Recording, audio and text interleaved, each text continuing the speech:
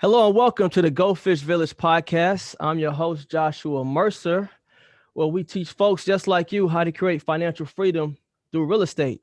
As the Chinese proverb states, you give a man a fish, you feed him for a day. Teach a man to fish, you feed him for a lifetime. Today, I have a very special guest in a building, a Morehouse man.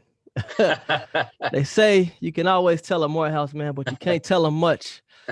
Got his MBA from University of Chicago, co-founder and principal of Ascendance Partners, which he recently sold, and I was able to bank a 7-figure profit. That's not something that you see every day. He was assistant treasurer to 2 election campaigns for Illinois State Treasurer Barack Obama, former Chicago executive director and regional director of City Year, also a member of Leadership Greater Chicago, co-founder and managing partner of Metro Edge Technologies, board of director for Nifty, which is a network for teaching entrepreneurship. That's how I met Mr. Huffman. Also on boards for John Howard Association, Sergeant Shriver National Center of Poverty Law, co-chair for Mayor Rahm Emanuel's 2014 Affordable Housing Task Force. Mr. Craig Huffman, welcome to the show. Thank you. It's an honor to be here, man. I appreciate it. For sure, for sure. Well, it's a pleasure to have you on the show. I met you, maybe like, I don't know, was it like almost 15 years ago when you came to? Yeah, man. I think I was at a Nifty school. Rodney was your mentee, and Rodney's killing it. Yeah. So it shows your influence on his life. You've definitely paid it forward because he's doing some big things right now.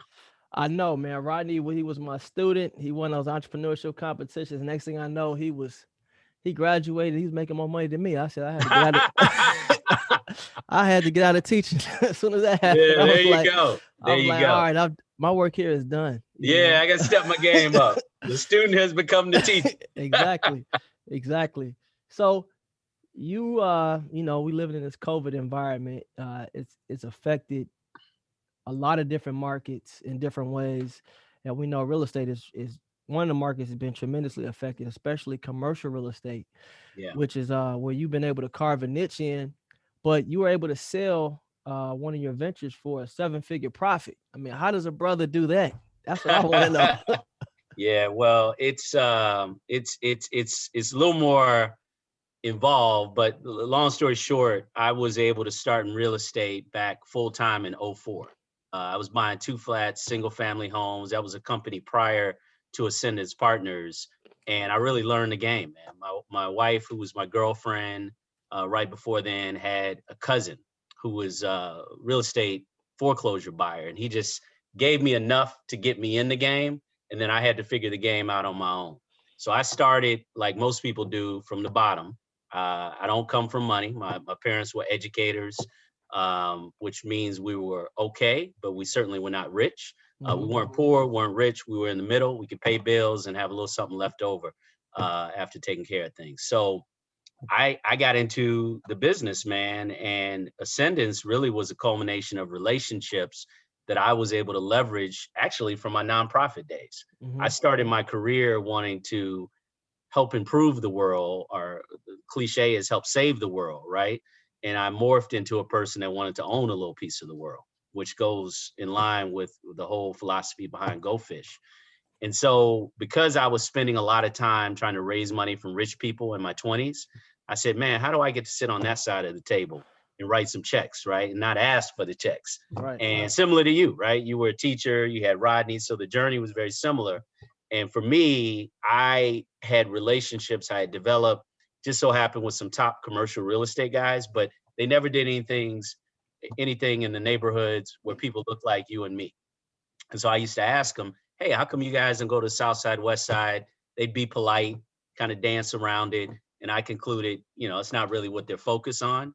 And I said to myself, hey, I want to carve out a niche where I can go into these markets and build up expertise and hopefully make some money in the process. But more importantly, also provide a quality of product that I also thought was lacking in a lot of our neighborhoods. Nice. So how does private equity work? So let me simplify it. You're renting other people's money, usually rich people's money, right? That's the way to think about it. You're borrowing their money over a period of time. They commit. You don't necessarily get the check day one, but they'll sign legal documents and say, hey, you have 3 to 4 years to call my money, meaning you can call me up or send me a notification saying you need $100,000 to buy a deal. Private equity is structured where you're just renting people's money. You'll promise them a return, maybe 8%, 9% on their money, all the money that you use. Plus, your hope is you'll make more than that percentage that you have to pay them on an annual basis. So private equity, man, has been around for a while. Before it was called private equity, it was probably just investment capital, but it really grew in the 80s and the 90s. And today, it's one of the primary vehicles by which companies recapitalize. Real estate is recapitalized. It's become a large area. People like Sam Zell and another guy named Joseph Robert were early pioneers in the private equity game as it relates to real estate. So with private equity, when you get this money from folks, they're not calling you every day to get this money back. Well, the richer they are, the less you hear from them. That's one thing I've learned. That cousin that can give me 2,000 calls me every week. The guy that can give me 200,000, he never calls me because he's rich enough and he's diversified enough that he's not checking on his money because he doesn't need it to pay his bills. So right? they understand that, okay, after 3 years we're gonna talk, you know. Yeah. So I mean, ideally, you should communicate with them, either reports. You should hop on the phone. I tell people the more you can communicate directly with people, the better. Because a lot of times, the richer or busier people are that might become your investor, they might not have time to read all your reports. And the best way to catch up might be, hey, here's a summary of what I've done with your money. But more importantly, can I walk you through in 10 or 15 minutes or 20 minutes how everything is going, and let them ask questions. Okay, so when you do a private equity deal in real estate, from what I understand, are you getting paid? Are you charging a fee? Yeah, their fees. Like, So how the do you get larger your, paid off of these deals when yeah, you're raising so money for a real estate fund? there are a few ways you can do it. The bigger the fund, you can charge typically a fee between 1% to 2%, usually closer to 1% to 1.5% on what you raise. So the larger your fund, that money can start adding up. You also can earn deal level commissions. Like, I'm a licensed real estate broker as well. I was able to earn fees as long as I disclosed it to my investors on properties I bought, right? There you go. So yeah, exactly. Now you start to put the pieces together of the puzzle. Yeah. So you can get, and then you get acquisition fees that aren't exactly brokerage fees, but can be a fee that the fund allows you to take. Because when you do small funds, whether it's $1 million or less, those fees don't add up to a whole lot. That 1.5% is not going to pay for a lot, right?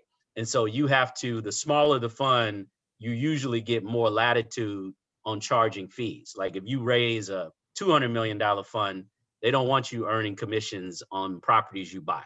All of that has to come back in and be subordinate to the returns to the investors. But when you do a small deal or a small fund, investors give you more latitude, because if you're starving and can't make ends meet, you're not going to stay in business. And so sophisticated investors know the incentives have to be aligned to where you're motivated to go make money, but not motivated to quit, right? Yeah. If that makes sense. Absolutely. Yeah, it got to be worth everybody's time. If fair exchange is not robbery, I always tell people that, right? So if someone gives you money and lets you use it, first of all, respect that, because money is one of the hardest things to procure, particularly for us, right? And so if they give you money, you treat that person, like you treat the person when you're going on that first date, right? Yeah, the Treat first them one. with exact first one, not the 50th one, the first one, Yeah. right? Yeah. Some of these brothers get real crusty on the 50th date, but the first one, they're all in, flowers, everything nice. Right. That's how you need to look at your investors and keep it that way. So, okay, so the people understand private equity. I mean, are you guaranteeing it? Is this money guaranteed? Like, There are no guarantees. What happens if you just strike out? Like, That what's the happens. I mean, in the ramifications? Great Recession, there were $1 billion funds that went down to zero, $500 million funds. So what happens in the process of putting together a private equity fund, you have to have good lawyers. A couple things you need if you're going to do private equity: really good lawyer that knows private equity, not learning it, not read about it, right? But Yeah. knows it. And then you need a good accountant, right? That knows how to structure the structures that are needed to do private equity. Because as you know, when you own real estate, you don't own it in your personal name, Mm-hmm. particularly if you're raising money from outside investors. You have to set up an LLC or a structure where you own it. Those are things where you need the attorney and the tax advisor. But to your question, which is, do you guarantee? No, no one can guarantee. I could buy a building and an act of God, right, could cause that building to lose value, right? There Mm-hmm. were a lot of people in COVID-19 that had great retail properties. COVID hits, all of a sudden the tenants are saying, I can't pay because I sell food. I can't sell food, which means I can't make money. If I can't make money, I can't pay you. All of a sudden the value of that property declines, right? Who knew COVID-19 was coming? Maybe some Yeah. people in the White House that sat on it, but long story short, the majority of us didn't know it was coming. Right. And so there are no guarantees. There's risk, right? And so what investors have to do is sign off saying, I'm giving you my money, realizing that you could make money, but you also could lose money. Hmm. And they have to basically have their noses rubbed in that, because if they don't sign off on that, this isn't a deal where you go to your boy and say, yo, man, let me get 100 grand. I promise I'll get it back to you. That's not private equity. Technically, you could argue, but if the documents aren't there, the upfront work to ensure that the investors know what the risk is. There's another thing in private equity. You have to have pages of what they call risk factors that tries to outline all the things that could go wrong. The whole point is protect the investor, right? Because if an investor is not running the business day to day, so you have to show here are all the things that can go wrong. And then, hey, do you still want to put your money in? And that's really the deal, right? So there's no guarantees in it, but once they sign those legal documents saying, hey, I'm giving you 50 grand, and you don't get it all at once, you do what they call capital calls. Mm-hmm. And so 50,000 might be received over a 3 or 4 year period as you need it, Mm-hmm. right? You identify a property, say, hey, my equity on this property is $10,000. I'm just picking numbers. That 50,000 might be part of 10 other investors that you've gotten. Maybe it's $500,000, right? Each person puts in 50.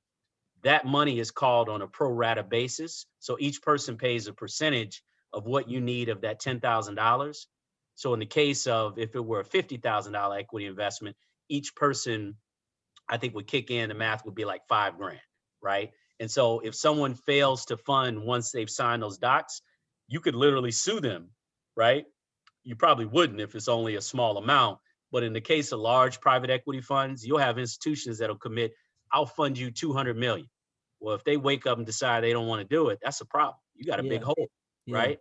So the legal documents govern everything even before you start making investments. And that's where your upfront costs are, because lawyers aren't free. Man, so that must be a ton of bread. I mean, you talking thick documents and dotting Yeah. T's and dotting I's and It's crossing T's. the barriers to entry for us are very high because, if you don't know an attorney that specializes in private equity, it's already hard, right?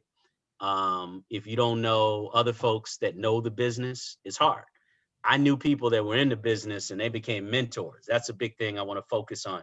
Mentorship in real estate, finding people that can help you identify your strategy. I talked to folks that did stuff in the hood, and I talked to people that did stuff in the high end areas when I was first starting, because my idea was I need to try to learn from everybody. I used to take time from working, take a day off and just shadow people that I wanted to figure out how I could be like them.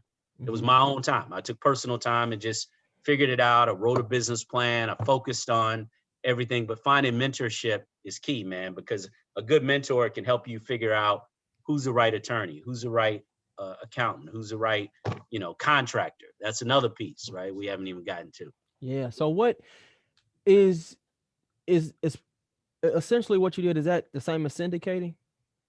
Yeah, people got syndicating. Like Okay. Jerry Reinsdorf, who owns the Bulls, syndicated.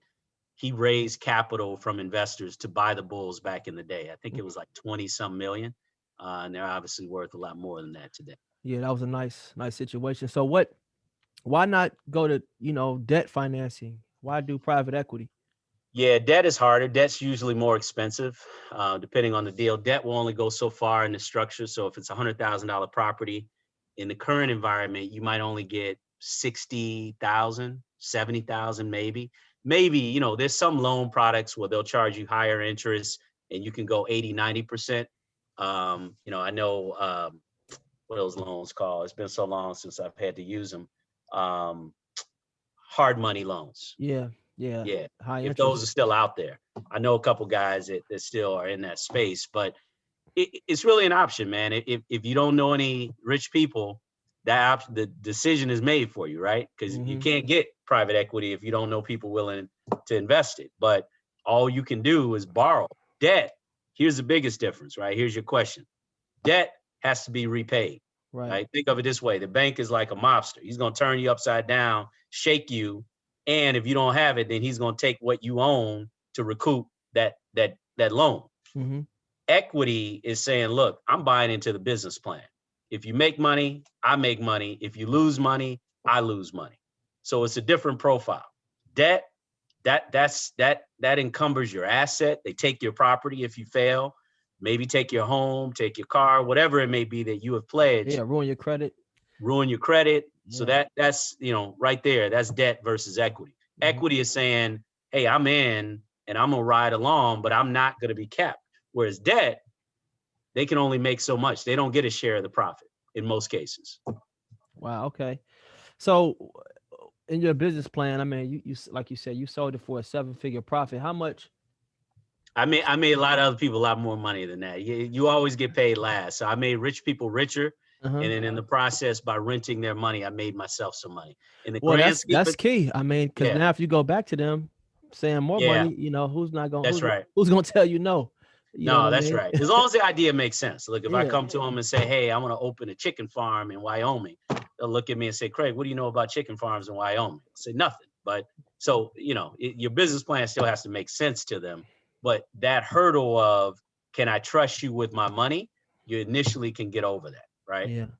No, it totally makes sense. I mean, you see even NBA players signing contracts where they were getting paid, a signing bonus, and you get this much for endorsing. Now, I think LeBron James, Blaze Pizza, or I think the name of it, he Yep. was like, "No, I want ownership of X amount That's right. of of pizza places." So That's the elevation, or the not elevation, the progression mhm. of our athletes today.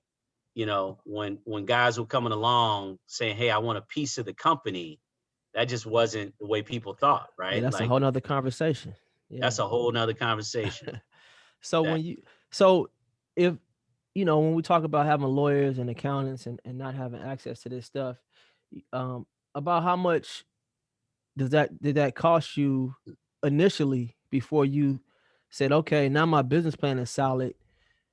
Now I need to approach these folks to buy into what I have. so I think it's actually the opposite. What you first do is you start having conversation. You come up with marketing materials Mm-hmm. that lay out your business plan and what you want to do Mm-hmm. before you go do all the legal docs, because the legal Wow. docs are expensive. And if Okay. you can't raise any money, now you've just incurred legal debt without a clear path to be able to pay it back, Mm-hmm. right? So the best thing to do is to come up with a document that lays out, here's my business plan, here's how I see achieving this, here are the returns I expect to make. And then you show that to people as prospective investors. If they say, hey, this looks interesting, I could be in, it's a little bit of a gut, because it's not like you can have written commitments before you have your legal docs. You then have to decide, man, am I gonna turn on, the lever to start the bills running, or do I want to wait to make sure I have people that are actually going to fund? Because some of their money can be used to pay those legal bills, right? Mm-hmm. So if you raise a $20 million fund, it could cost you 100 to 150 grand in legal fees. Wow. Wow, that's a lot. It is. So so I Hey man, it takes money to make money. so a lot of these things have to happen concurrently. It's kind of like you got the business plan somewhat, but it's like before I Yeah, fully invest in the accountant, the lawyers, and Yeah. whatever team I need the- over here. Let's put these marketing materials out here. Let's exactly. put some feelers out here first, see what type of commitments we can get. And And then, that's right. okay. And another thing is, if you have success and you can show people where I call it going round trip, right? In Mhm. baseball, do you score a run if you hit a triple and you stuck on third? No, no run. No Not run. until somebody hits you, brings you in. So when you buy a property, it's great to say, man, look at all this equity I've got in. But it's more impressive to say, hey, I bought it for this. I put this in it. I held it for this period, and then I sold it. That's Wow. a round trip. That's a home run, right? Whether it's a home run that scores 4 runs or it's a home run that scores 1 run, nonetheless, it shows to people that you can take the full cycle. Yeah. That's a better message because people want to see, what's your track record? Have you done this before? Why should I trust you, right? Because you've got different aspects. You've got the administrative side, this accounting, making sure your financials are in order. And then you've got the side of just making sure your tenants are paying, your contractors are doing good work. There's different components to real estate. And so you have to have different roles. In Ascendance, I had a partner that was more of an inside person than an outside person. I was more the outside person that would speak to prospective investors. I dealt a lot with our tenants. I dealt a lot with external aspects because that's huge. But then at the same time, I wouldn't have slept or had any rest if I had to do all of the inside, right?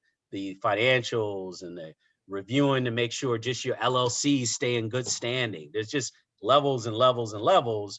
And, at our high water mark, we had over $50 million worth of commercial real estate from Waukegan to the south side of Chicago. Wow. $50 million worth of real estate. So when you're doing this, okay, so you got everything going. And what's intriguing to me is that you say you didn't start towards that 04? I started in 04, yeah. Started in 04, you kind of liquidated everything in 2020.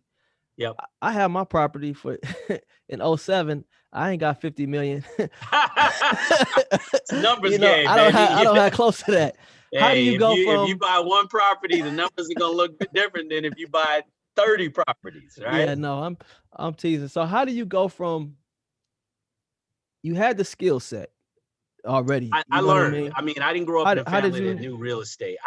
I sought mentors to close uh-huh. gaps that I had.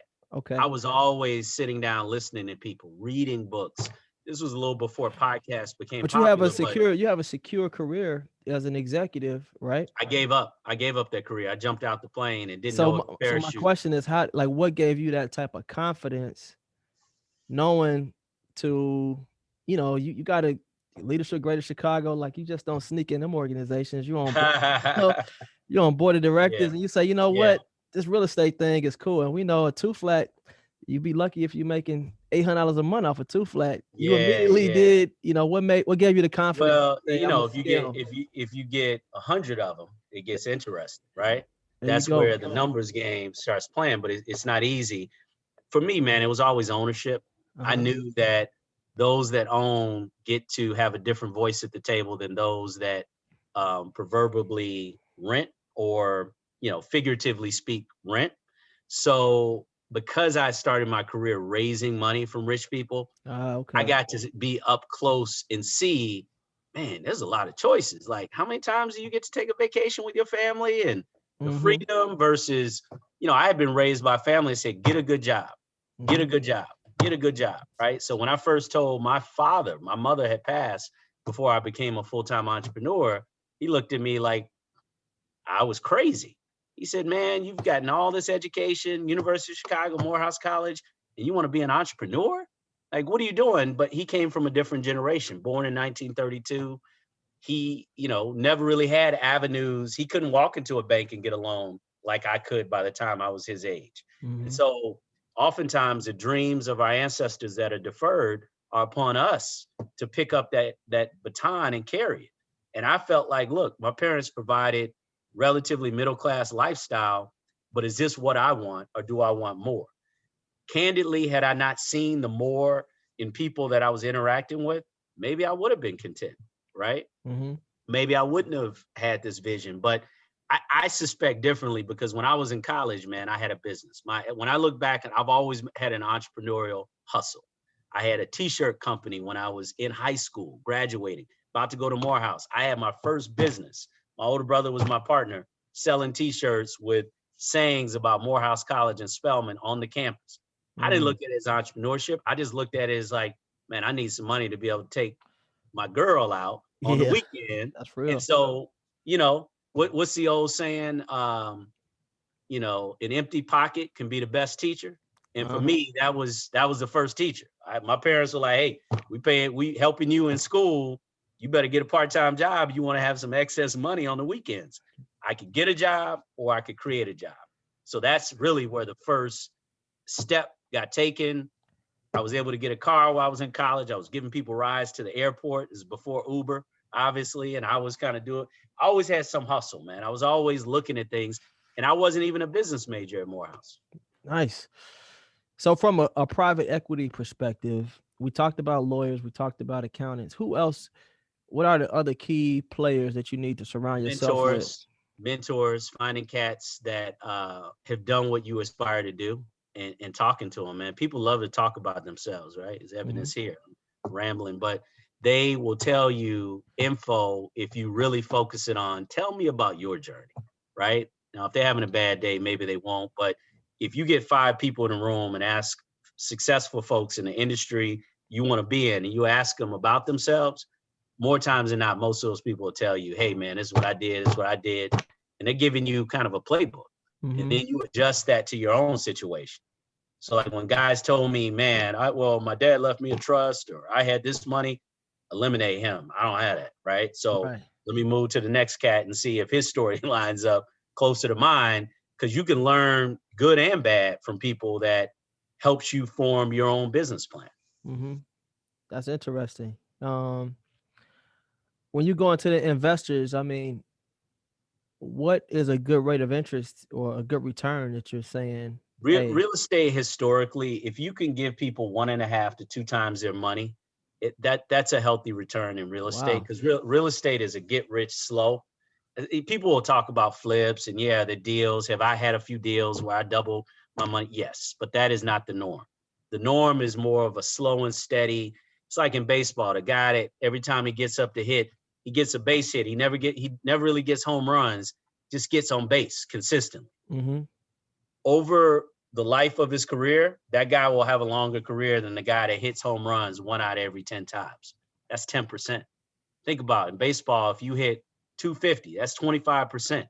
So 2.5 times out of every 10, you're getting on base. You're failing more than you're succeeding. So in real estate, because the overall nature, you should set aside reserves. You should set people that want to buy a two flat and live large and go buy a nice car. I mean, first thing I tell them is, man, you going into the world backwards here, because you need to understand sacrifice is how you get to that end goal. I Hmm. had years where I deferred money. I had employees that were making more money than me for not consistently, but periods of time, Oh because yeah. I knew they had to be paid. Yeah, I had a I had as an entrepreneur, when you had those payroll months that are like 3 payrolls Man, in 1 month, you'd man, be like, dude, "Oh man." man, you like groaning, and your employees are like, yeah, Yeah. great, great. Yeah. You're like, Yeah. I dang, had an employee. I wasn't keeping track of if she was depositing her checks. So the way that she saves money was by not depositing her there you checks. go, there you go. So from September to December, she was like, "Oh, I didn't cash any checks." So then she was like, "Yeah, I'm like, what?" You know what I mean? So this is right before Christmas, and then Oh of man, course in dude. January it's a 3 payroll month. But financial literacy is so key, and I love what you said about sacrifice, and Yes, how important that is. How important has that been in your it's been success? huge, man. It's been huge. I deferred a lot of things that I wanted to do to get to where I am today. I was blessed to be able to buy a nice large home. Live in Beverly, as you know. Bought, a little step up of a car. A I'm a little something, conservative something, guy. a little something, Yeah, something, something. something. But I'm a conservative guy, right? I believe like even when I buy a new car, I don't lease my cars. I buy them. I'll put 40-50% down, which you got to have that money to be able to do it. But Mm-hmm. my thinking is years ago, I had a car accident. I learned about being upside down, right? I Right. had borrowed the maximum amount, accident, car was worth less, banks knocking on my door, hey, pay me. So some of these lessons are hard earned when I was young. And I learned, hey, man, save your money, carry that up. When you're an entrepreneur, you got to carry that umbrella when it's 90 degrees outside, bright and sunny. Folks will Mm-hmm. look at you like, man, why you got an umbrella? Because I know it's going to rain at some point, Yeah. right? That's the mindset you got to have. And if you don't have it, you're trying to live in the best case scenario every day, every week, that's more likely to put you in the wrong place than in the right place. So yeah, I'm embodiment, man. You could talk to my wife. My kids were too young. We lived in a much more modest home. We sacrificed a lot. I was always saying, hey, doing budgets and spreadsheets every month. Hey, what are our fixed expenses? And then what are our variable expenses? Because Mm-hmm. I had to get my arms around how much money do I have to bring Wow. in on a monthly basis to make sure I'm covering our expenses. And it got real when my kids arrived, because when you're just single, man, you know, you don't realize how much money you waste, right? Man. Ooh, man. You get kids and you like, hey, wait a minute, I gotta think about college, I gotta think about this, that. Like your mind, Yeah. at least it should shift, right? Absolutely. Absolutely. I 100% agree. I know, when I met you, I was a teacher, and coming from Howard, I was in the school of business. Yeah, A lot of my peers, they getting jobs out of college, coming out making $80,000. I'm teaching yeah. making $40,000, 45,000. And, but the way I kind of caught up, my first place that I bought, it was a 3 flat. And There you then I go. just lived in the basement. But even when I lived in that basement, I didn't have a kitchen. I just had a Mm, bathroom. It took a there you while for go. me to save up to get it built, but There you go. because my tenants were paying the mortgage, I was Yep. able to, stack that, stack my That's paycheck, huge, and man. then refinanced 10 years later. Was able to cash flow the building, and I bought my next building, and started my business. So the sacrifice piece is huge. I always tell people, sacrifice and mindset. Then let's get into your business plan to see if you really Man, you really just want to get nailed it right started. there, bro. Because at the end of the day, if you aren't prepared to sacrifice and work harder, this is the other thing people don't realize. If you think you can become an entrepreneur and start working 20 hours a week, 30, Yeah. and floss, nah, man. This is like keep your day job and have your night grind, your Right. weekend grind.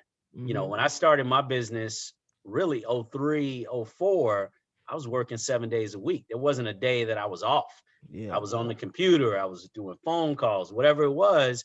And I didn't look at it as work because it was my passion, right? Exactly. Mm-hmm. Now that my kids are older, I appreciate being able to not have to work that way and having a little more latitude, but also compare it to sports, right? What happens to an athlete who gets complacent? Oh, That young athlete comes yeah, it in, gets passed up real quick.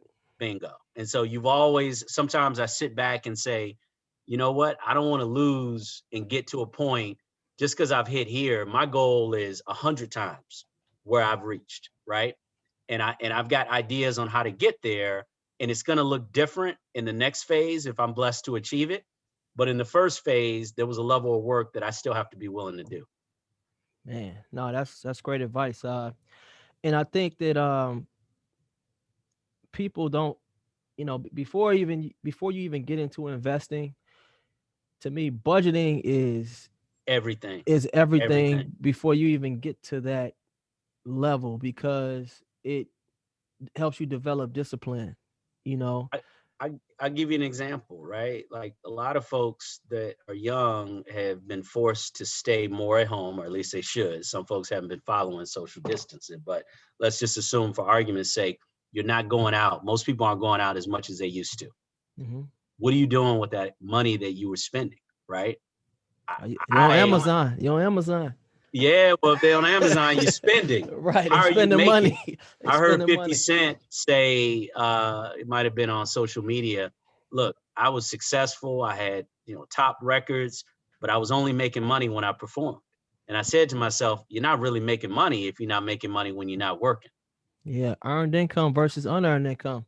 Ding, ding, ding. That's Yeah. the whole point, right? So if you're not making money when you're doing nothing, I now have an investment portfolio. I have a woman named Kristen Beal at Wintrust manages my money. I checked my investment account yesterday, right? Just logged in, $6,000 up on the day.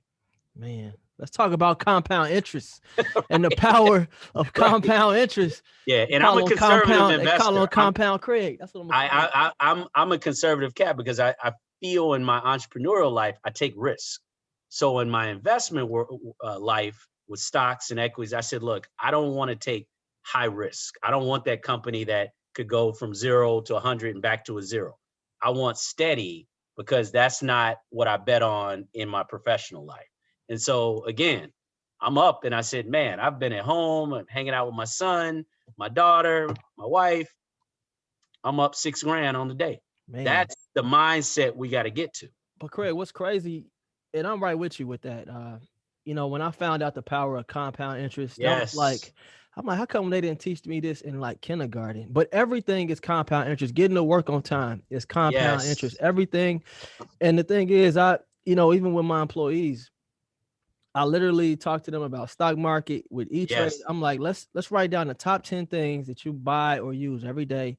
There you go. And let's buy one of those things. And people still don't invest the money. We don't know it. I mean, I didn't grow up in a family that knew about investments. I used to just start asking rich people and would say, so how do you think about your portfolio? One of the early lessons was, first of all, invest what you're able and willing to lose and think long term. Don't think short term. This is not gambling. So if you think you want to take 1,000, turn it into 5,000 and go spend the 4, that's not the mindset. Compounding interest works the longer you leave it in. And even when there are dips, I tell people when the market's down, I salivate because I know I can buy on the dips. Yeah, Stuff's cheaper. Tell them about March 2020. What did Craig do? Craig doubled down in March. I was like, when there's blood in the street, there's opportunity, right? Yeah. But these are learned things, man, that a lot of us, unfortunately, don't get exposed to. And, unfortunately, the history of African Americans in this country, we have been taught to prioritize the material, right? So we'll have, I used to have properties in Bronzeville. I had a lot of multifamily, and I had tenants that in some cases were driving nicer cars than me. I'm the landlord. I own stuff all over Bronzeville. I'm pulling up. I know what they're paying me in rent, which wasn't the cheapest because we had condo quality, high-end units. And I'd look and they'd be late on rent consistently. And I'd go back to the credit report and realize, well, man, they got a car note for like $800 a month. Crazy. They're paying me rent of $1,500 a month. Like, I get it, but I know what you do for a living. You're not making $100,000 bonuses every quarter. And so I think some of this is unlearning behavior that we've been taught. Hey, I want to get that G-Wagon and maybe get you a Volvo, right? It's a reliable car. I drove one for a long time. Once I had kids, I said, hey, I want reliability and more important, dependability, because that's the other thing. You buy these luxury cars, man, the expenses can eat up your budget. Yeah. Right. I got a car. I took it in for routine maintenance. My wife was joking. She said, well, your Volvo, you didn't have to do that. I had to pay $700 for just my annual maintenance. I said, geez. Yeah, that's crazy. But I'm at a level now where I can afford that. Whereas when I couldn't, man, I couldn't afford unexpected $700-800 bill out of nowhere. Right. Yeah. Yeah. No, I was surprised when I bought my first building that both my tenants were making more money than me. Yeah. I was like, wow, I think one tenant was making like 65, another one like 70. I was like, I almost was like, you sure you don't want to just buy a building? Like, I remember like thinking that in my head, but like, all right, hey. Information is currency, brother. Sign here. You figured it out at an early age. Things that a lot of people don't realize till they're in their 50s, 60s, man. And not that it's too late, it's just different. Yeah, it was a struggle too. It was you have to be intentional about wanting to learn this stuff too. Like, so for me, it was more so I was trying to keep up with my friends. Like when they like, hey, we going to travel here.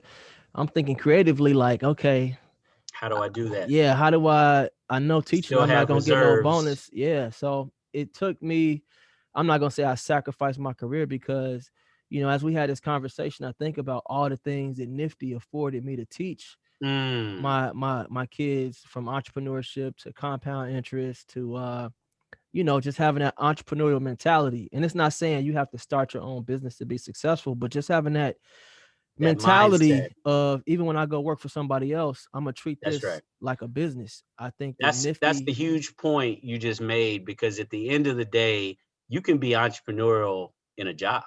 Mhm. A lot of people don't realize that. You don't necessarily have to jump out, form an LLC. And you could also, what that means is thinking about it from the perspective of those that are at the top. Some of the best employees I've had have thought more entrepreneurially than, and particularly in an environment where I was starting companies. Those people are valuable, man, and you never want to see them go. You'll Yeah. pay them more to Oh keep yeah. them, because that All day. mindset is not common.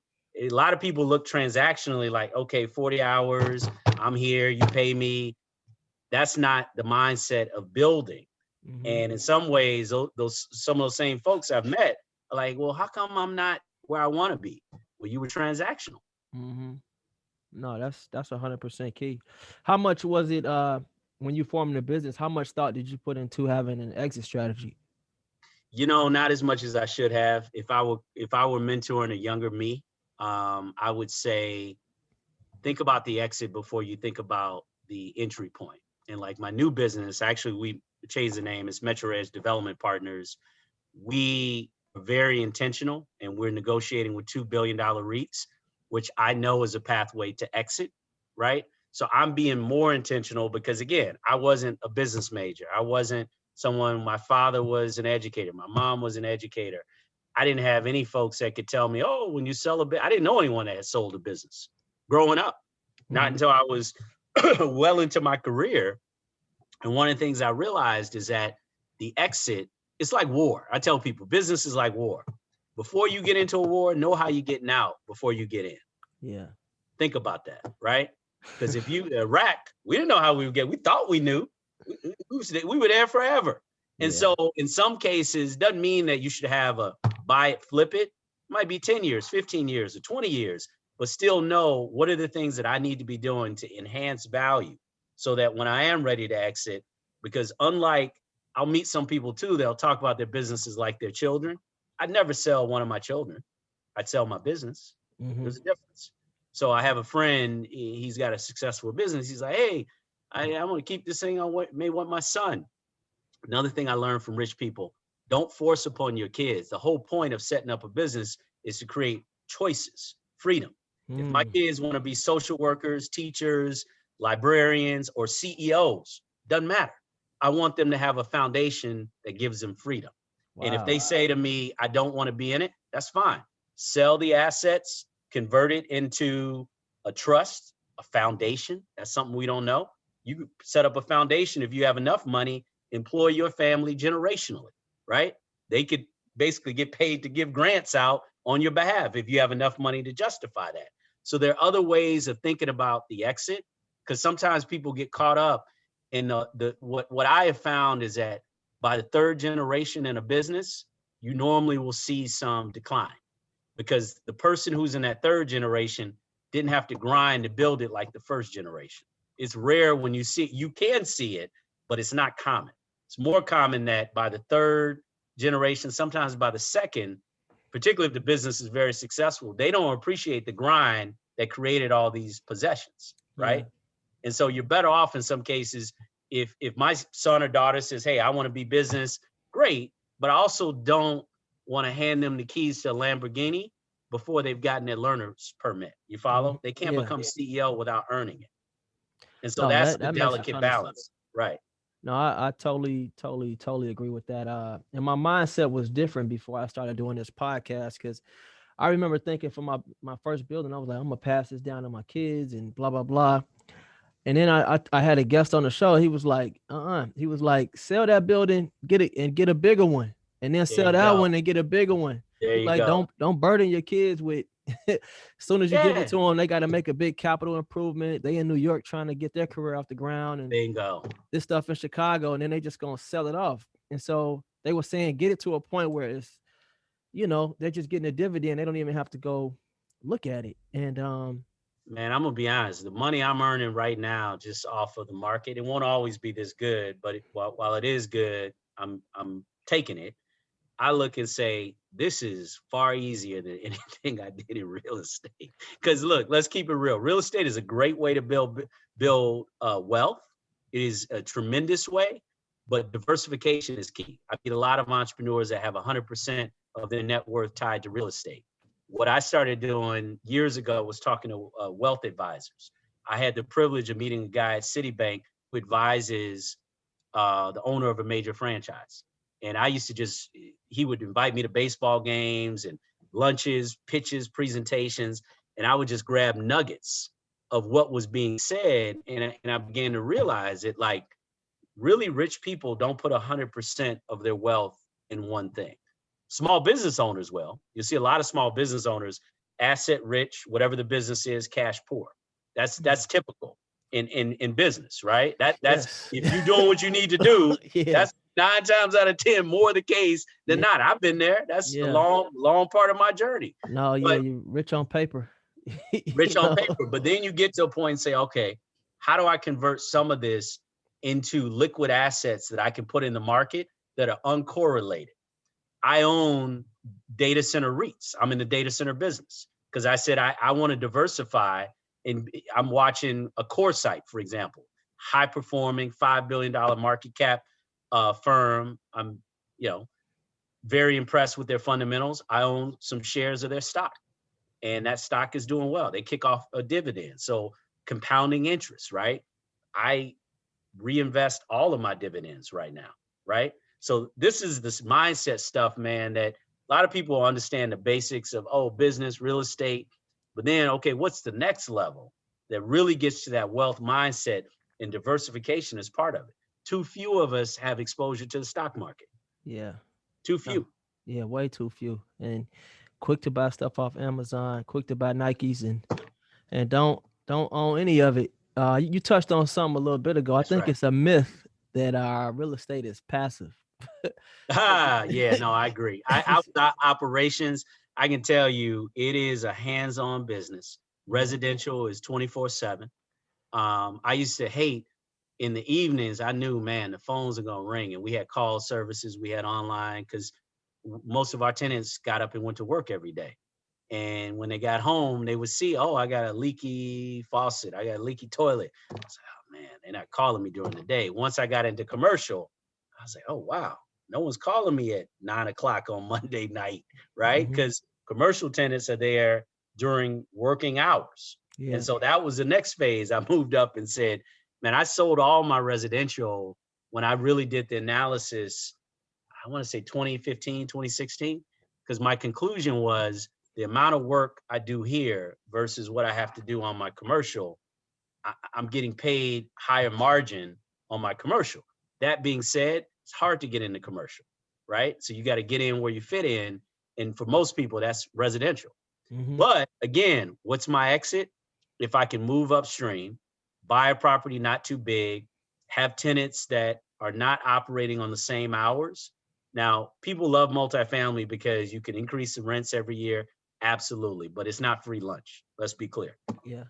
You got to be hands-on. You got to set aside money for repairs and deferred maintenance. That's the stuff that people don't think about that I know a wise real estate cat like yourself has learned over the years, right? Well, Can't take all that money and go take a just this vacation. morning I was putting in a smoke alarm and Yep. tightening a doorknob. And it's not There you that it's go. like rigorous work. It's like, come on, it's Super Bowl Sunday, you Hey know. man, But they like, hey, dude, you said you was coming today, where you there at? you go. They don't want to hear that because in their mind, they're like, I want the service. Yeah. So I and I tell folks that this is also where, to your point, have the ends in mind. If you want to be able to work less, owning more multifamily can allow it if you get the scale, because then you can have people, but you got to throw a lot of bodies at multifamily. That's the one thing I learned. Mhm. It's a less efficient asset type than, say, I had state of Illinois leased buildings. They paid late, but they paid. I had retail centers. I had industrial.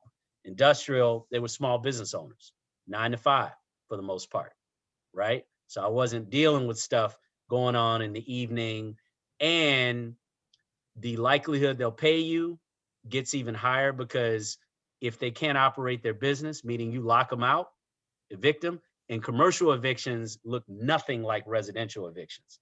See, I spent enough time with residential evictions in Illinois, in Chicago, that I said, wait, once I got a taste of, wait, I don't have to deal with all this other stuff. I can just move directly to the eviction. Come on, man. I want more of this. Yeah. That's where I want to be. And how's it been in COVID-19? I mean, hopefully you haven't had to do evictions, but have you had to manage through people slow paying or not paying? I've been fortunate. I've been blessed. I bought a building, in September. Tenants. It's in Beverly though, on 90. Right in right by Christ the King. It's a two flat, and in Beverly stuff rarely goes.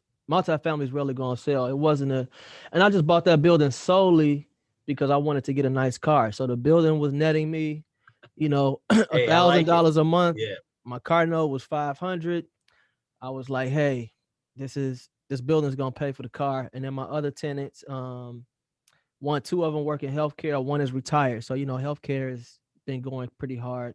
And then Yeah. my other building, I'm the tenant in both of the units. So I've been blessed in that regard. How many tenants did you have at the height of your real estate portfolio? Oh, total or just residential? Total. I don't know, man. Because I had Or how many units? It's hard to say because I had industrial. Like I had 100,000 square foot industrial building where I had 30, 40 tenants. Mm-hmm. I had another building in Schaumburg that had about 9 tenants. I mean, I could, if you allow me to go back and look at it, I could probably tell you, but it was a lot. It was for $50 million portfolio. We owned a lot of stuff that was value add. So we bought it and we improved it. Mm-hmm. And so in some cases we moved in new tenants. We, residential, we bought buildings, gutted them that were not, the number of units. We created units. There's a lot of brain damage and a lot of work. If I had to guesstimate, I don't know. I know I had over 100 plus residential units and tenants. I had more than that because some cases you had, more people living in buildings than even units. You had 2 people. I had a building by University of Chicago where I had a bunch of graduate students. Both of them were on the lease. That's 2 tenants technically, because you can go after both, but 1 unit. You follow? Yeah. And so there was different versions. In some, I don't love residential as much. I am beginning to think about, if I want to buy a small property in Beverly just for investment purposes. But frankly, I'm seeing opportunities outside of Chicago that are so compelling that I don't know if I want to be tied down long term. I may end up in Florida. Yeah. Just because I think Illinois has some structural problems. Property taxes are another reason that I was concerned about owning real estate. I saw my values declining because my property taxes were increasing. I had a building in Schaumburg where the taxes were $200,000 a year. Wow. And the projected increase was going to go to $400,000 a year. Yeah. Wow. That's Just real. for the property taxes. Yeah, just property taxes. And you got to pay those. Don't pay those, it won't be your property. So Yeah. that my point is, I began to see things that I said, hey, I got to think about this. Illinois has some major issues. Chicago has major issues. I think COVID is going to take years for us to dig out of the hole that COVID created. All you got to do is drive down Michigan Avenue and see that it looks nowhere near what it did prior to COVID-19, man. It's going to be a long, slow road back. What are some of like the primary differences in like a commercial lease and a real estate, a residential lease? There's no equivalent to the landlord tenant ordinance in commercial. Let's just start there, right? So the assumption is you're dealing with a sophisticated owner or tenant. And so they don't have all the protections that they have for residential tenants. So not that I want to see residential tenants taken advantage of, no, but you don't have, like, I've had very sophisticated residential tenants that took advantage of landlord tenant ordinance. I was like, dude, you're a lawyer. You're working me over, man. He's like, hey, I don't make the rules, but I play by them. So right. I feel like in commercial, if someone doesn't pay you, the threat of them saying, hey, you've got to do this, you got to do that. I mean, at the end of the day, if you own the building, you kind of say, hey, if I want to check the unit, I used to do on my residential units, home visits quarterly initially. and then we stepped it back to maybe once or twice a year. Well, the landlord tenant ordinance specifies you have to give a certain amount of notice, because individuals are different than corporations. Whereas corporation, if I ever had a concern that a business was doing something illegal, I can contact them. It doesn't have to be 48 hours, 24 hours. Hey, I'm coming in. You can meet me, but I need to see what's going on, right? Because at the end of the day, it's your property, and you could be liable for things that are happening on your property you're unaware of. So that's why being hands-on is key. I wanted to know, if I signed a lease with 2 people, are 6 people really living there, or is it really 2 people? These are the hands-on details, right, that you've got to continue to verify to avoid having those problems as you grow your portfolio. Wow. And I know in commercial leases too, sometimes they, the commercial tenant pay the taxes. Oh man, that's another piece. Taxes, share water. If you buy the right commercial property, you pass through a lot of those expenses to your tenants. Yeah. Now, it may cause your rent increases to be a little more sluggish, but as those increases on taxes, water, utilities, they're paying their share. That's less out of your pocket. So that's another advantage. And, if you could have a Walgreens versus, 5 tenants that may lose their jobs, right? In a residential kind, there are 10 tenants that may lose their jobs. Walgreens may be a better bet, depending on where they are. Yeah, Walgreens, I'm sure, got a high credit rating. They did. It's not as good just because, again, Walgreens opened a lot of stores. I think right now, Amazon is highly desirable in industrial, and the retail space. Food has been hit hard. I have a lot of friends that own restaurants have been struggling, just because, folks can't dine out. Certain asset types are more attractive than others, depending on what's going on. Tell me about your latest venture, the data centers. Yeah, so I've been awarded the right to move forward on developing a data center in the Illinois Medical District. My company is called. Congratulations on that. Thank you. It took some work. I'm in conversation with Microsoft to be a partner on the data center. CoreSite and Digital Colony are firms that are in conversation with me about partnering. The business plan will be to focus on healthcare. The Illinois Medical District has hospitals that are inside of it and near it. And so we want to pitch having them as our clients, our tenants, using the data center. Whereas in a traditional real estate context, it's lease rate per square foot or revenue per square foot. In the data center world, it's kilowatts. So you put cabinets in, how much power are they using, right? How many spaces do they occupy? So you could have a building that generates substantially more top line revenue in a data center than what it ever could if it were just a pure square foot analysis.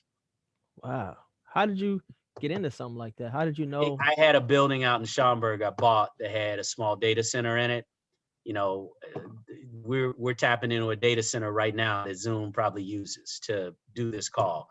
Technology, the industrial revolution changed the world. The technology revolution is the next phase. I think we're going to see more innovation in the next few years than we've seen in the last 10 or 15. You got to remember, Microsoft, Apple, all these things happen over the last 30, 40 years. But I think the next 5 to 10 years, we'll see even greater jumps, right? Because COVID has forced us to think more innovatively.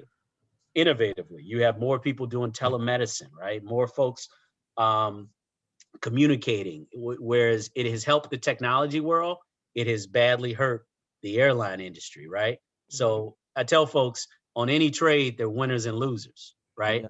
That's the thing. Like, you buy a property cheap, someone might have had to sell it really low because they were going through a divorce or something else. Yeah. Any deal, there's a winner and loser. Sometimes big margin, sometimes tight margin, but there's going to be a winner or loser in each transaction. Have you ever had a tenant have a lease where you get paid based on how successful they are? Yeah, that's common in commercial. It doesn't work in residential, but in commercial, a lot of restaurants, downtown restaurants would do that. There's also a co-working space called Industrious that they will partner with a landlord, and the landlord will receive rent based on their revenue. right? Wow. How much rent they collected. That's smart, because think about it. And co-working is not as profitable now as it was 2 years ago. Mm-hmm. So the industrious model versus the WeWork model, where you're paying a fixed lease rate, how does that look when majority of the world is working from home, right? Man. A lot of companies, Uber just said they want to cut back even more on their office space in downtown. That's part of the pain, right? If Yeah. you don't have Uber employees commuting downtown and coming to an office, or other firms, now all the businesses that were dependent on that ecosystem are struggling. It's dominoes, right? And so this is where you have to look out and see the trends. For me, what's been up since COVID-19 has been here, technology. Mm-hmm. Your smartphone ties to a data center, your tablet, your laptop, right? All these things tie. Think of it in terms of mobile phone towers in the early 90s. There was this new technology called a mobile phone, back then cell phones, and they had to put towers everywhere. There were landlords that started increasing their revenue by adding mobile phone towers or cell phone towers to the tops of their apartment buildings, their Mm-hmm. retail centers. That increased their top line revenue. We're now at a point where the new cell phone tower can end up being data centers, right? Because we need more connectivity. If you go to a website and it takes more than 3 seconds, you're probably like rolling your eyes saying, man, let me move on, right? Yeah. Think about Yeah. that. Right. Think That's about that. crazy. That's latency. That's the speed by which information travels. If it has to travel a longer distance to a location, that speed is going to be impacted. And so that's why the infrastructure that we need to continue to be dependent on technology is going to need to look different. Data centers are part of that equation. So I wanted to be on something that was forward looking, not, looking out of the rear view mirror. Wow, that's smart. So what's the end goal? I mean, 5 years cash out, man. Multiply 100 times 100 what I did in Ascendance. I think there's more upside. There's risk, but I feel incredibly blessed to be where we are, to have a firm like Microsoft. Actually, one of my Morehouse classmates is a senior executive. He helped bring me into the fold, so to speak, to be considered. Having these other firms talk to me, even winning the right to build, it really is a culmination of the grinding I did in Ascendance, learning the game. So this is like my graduate experience now versus my undergrad was Ascendance, right? man. So what did it feel like for that check to hit your accounts when you It's sold the sentence? awesome, What was man. that like? Freedom papers, man. Freedom papers. I wasn't born in slavery, but I can only imagine if you were Black and had some freedom papers in the North, Yeah. it felt tremendous. It felt like everything I had worked for felt worth it, because there was a lot of sacrifice, right? A Yeah. lot of sacrifice, man. My wife could attest to, there were a lot of times like, can't do that vacation, or, oh, we got to hold off here and there. And, I could see early on, it was like, man, you got a lot of education. You could be making a whole lot of money without all this stress Yeah. if you just gone a more traditional route. But now, from where I sit, she wouldn't change a thing, because those were the ingredients that had to make me into the person I am. And unlike a lot of people who come into money, I really years ago said, if I'm fortunate to come into money, I strive to be a better person, because I've seen people get money and become worse individuals. Mm-hmm. And I vowed to myself, I want to be a mentor. That's the other thing. I haven't had a lot of people that look like me mentor me. I've tried, I've asked them to, different conversations. So when individuals like yourself or others, I've got a group of guys that rehab and do what I did.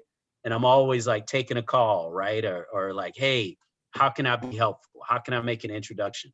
I'm on the board of a African-American led private equity firm, advisory board. I've got a small piece of the company. I've got an investment in cannabis. I'm negotiating a buyout. So diversification, that's the other piece, right? Now that I have some money, I can start getting into other things and applying some discipline to say, how do I look at opportunities through the lens of, when I did my best real estate deals with my partners, there was a rigor on underwriting the opportunity, right? And understanding, like, why do I think it's going to work? Why do I think it might fail? These are the things, man. We need 1,000 more of me and you if we want to change the narrative in Chicago from carjackings Mm. and not having economic resources, because at a certain point, we have to be part of our own salvation, right? To ask others to just give charity. We've seen charity is not enough. And this is where I criticize elected officials, both those in office as well as those out, wink, wink, to say, what are you doing for our communities? Because if you can convince, let's take, for example, Inglewood, Whole Foods. People snickered, right? Who's going to buy the quinoa and the kale over in Inglewood, right? Kiki, right? People laughing. It wasn't really just about it. It was about, can we bring economic development to a corner that is not defined by that, right? Now, Whole Foods is probably having a tough time because people aren't coming out. But long story short, they adjusted their business plan to reflect that community. The more important piece is, if you don't have Whole Foods, you don't get Starbucks. You don't get Chipotle, right? Chipotle was killing it. They were doing almost $2 million a year 2 years ago, right after they were open. Yeah. That's competitive for any area of the city for a store. So whereas people looked at Whole Foods and say, that doesn't make sense. If you didn't have Whole Foods, you don't have Starbucks and Chipotle in that community because they wouldn't have felt safe. What also happened? Violence went down.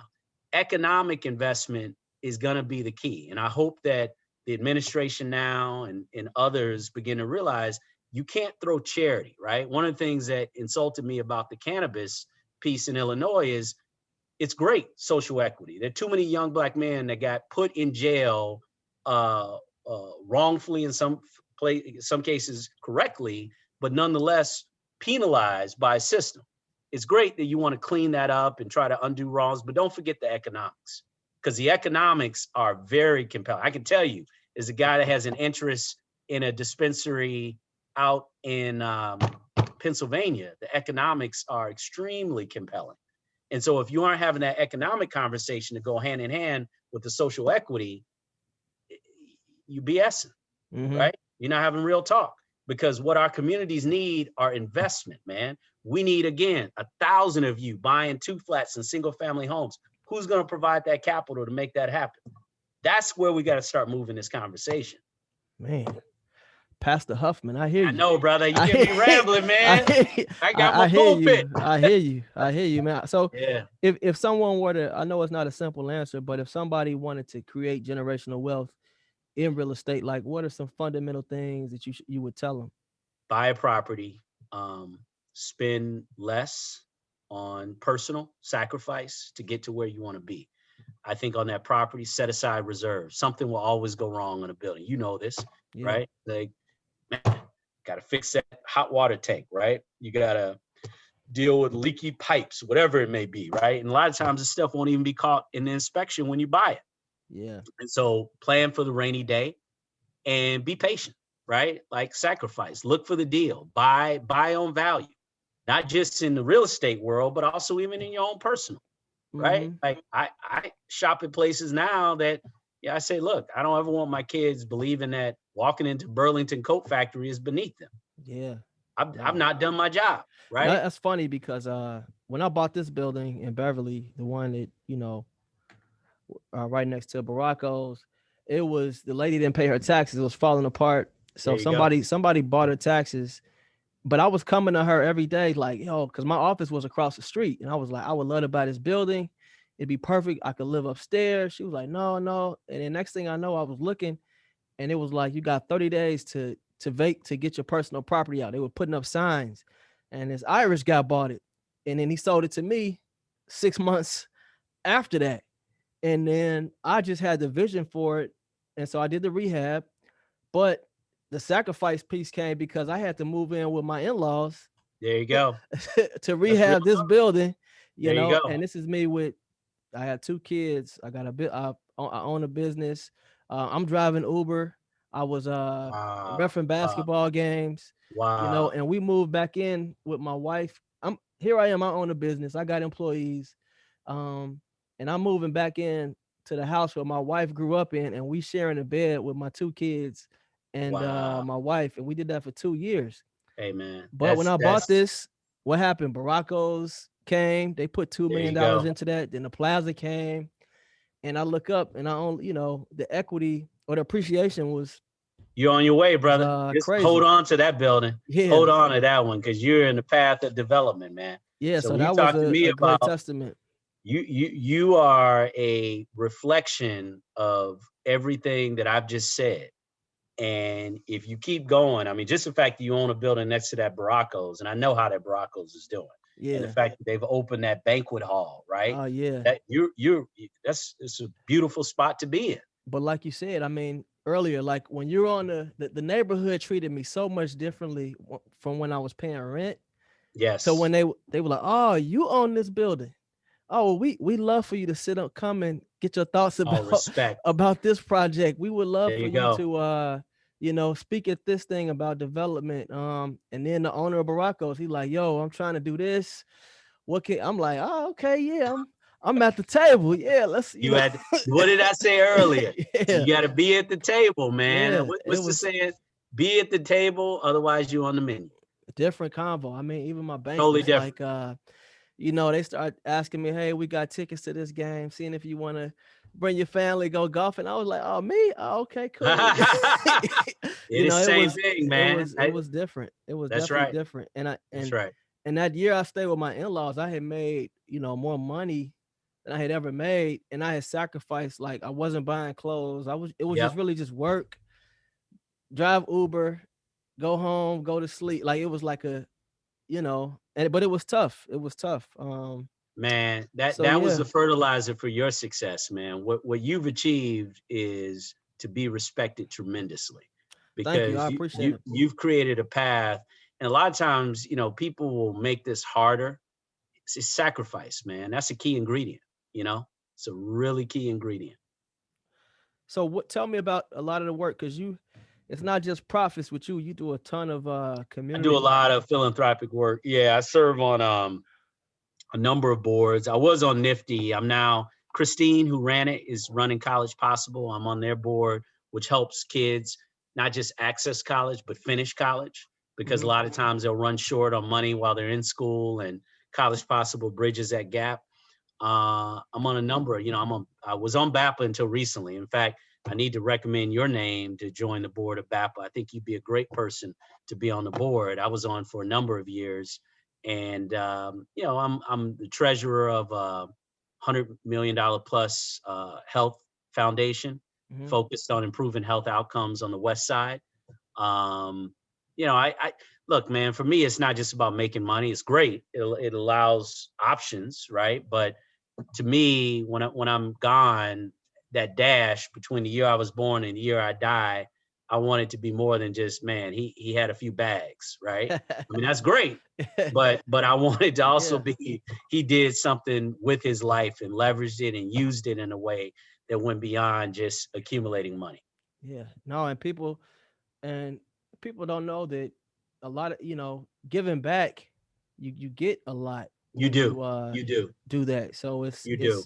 it's a And we great, need it, man. yeah. They need to see you and me doing what we're doing and hear our story. I actually like doing this and speaking to groups more than just sitting in a board meeting or fundraising calls. Because to me, it's about, how do I do things that directly impact folks, particularly folks that are Black and brown. Hmm. Well, Craig Huffman, you've been a great guest. Thank you, sir. I Great appreciate guest. it, man. I'll talk your ears off if you let me. So I appreciate you indulging me. No problem. No problem at all. So for more interviews just like this, please visit us at www.gofishvillage.com, where we help everyday people just like you achieve financial freedom through real estate.